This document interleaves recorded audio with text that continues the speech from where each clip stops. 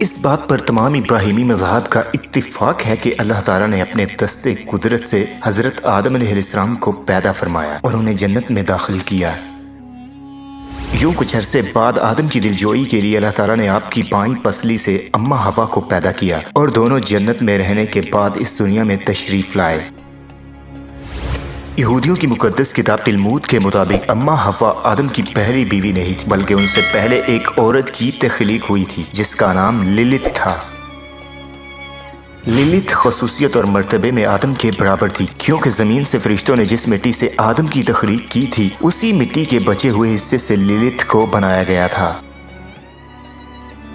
اس طرح آدم اور للت جنت کے ایڈن نامی باغ میں رہا کرتے تھے۔ آدم اور للت کے درمیان اول دن سے ہی اختلاف پیدا ہو گیا، کیونکہ آدم کا ماننا یہ تھا کہ وہ للت سے بہتر ہے اور جنسی اعتبار سے للت کا درجہ ان سے کم ہوگا، جبکہ للت ہر صورت اسے تسلیم کرنے کے لیے تیار نہ تھی اور خود کو آدم کے برابر خیال کیا کرتی تھی۔ لہٰذا اس برابری کی جنگ میں دونوں کے درمیان شدید اختلافات پیدا ہو گئے اور دونوں ایک ساتھ نہ رہ پائے۔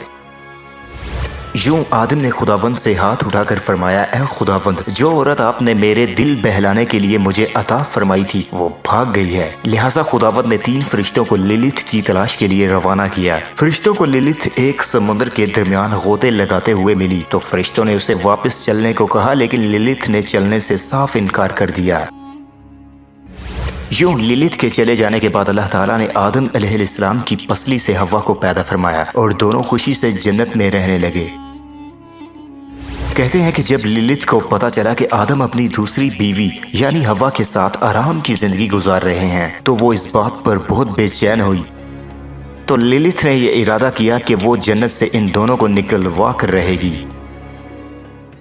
لہٰذا اس نے ابلیس کے ساتھ معاہدہ کر لیا اور اس کا حکم مان کر ایک سانپ کا روپ دھار کر جنت میں داخل ہوئی۔ وہ سیدھا حوا کے پاس گئی اور اسے بہکایا کہ اگر وہ ایک خاص قسم کے درخت کا پھل کھائے گی تو ہمیشہ زندہ اور نوجوان رہے گی، اور یہ وہی درخت تھا جس کو کھانے سے آدم کو اللہ تعالیٰ نے سختی سے منع کیا تھا۔ مگر للت کی باتوں میں آ کر حوا نے اس درخت کے سارے پھلوں کو کھا لیا اور آدم کو بھی کھلایا۔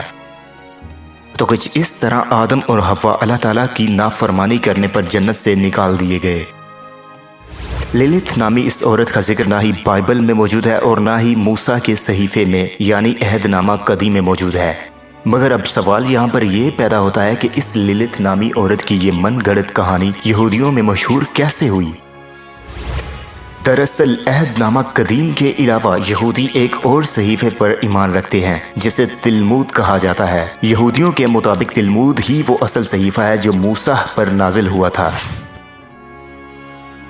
تاریخ کے مطالعے سے یہ پتہ چلتا ہے کہ جب بخت نصر نے یروشلم پر حملہ کیا تو اس نے اس شہر کو تباہ کرنے کے بعد تمام یہودی علماء اور صالحین کو غلام بنا کر اپنے ساتھ بابل لے گیا۔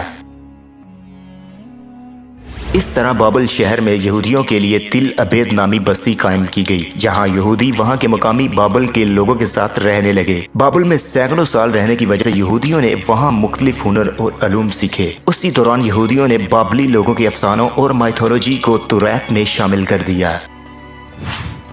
سمیری اور بابلی کتابوں میں اس وقت للتھوں نامی چڑیل عورت کی کہانی مشہور تھی، جو 2 پروں والی ایک شیطانی بدروح تھی اور رات کو بچوں اور مردوں پر حملہ کیا کرتی تھی۔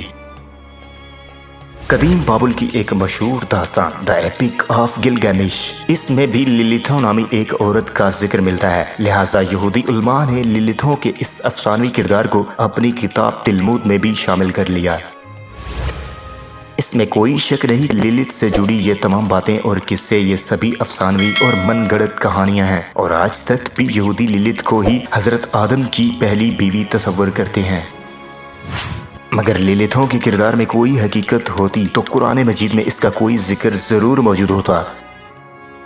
قرآن مجید اس موضوع پر صاف نظریہ پیش کرتا ہے کہ پہلے آدم کی تخلیق ہوئی اور بعد میں بی بی حوا کی۔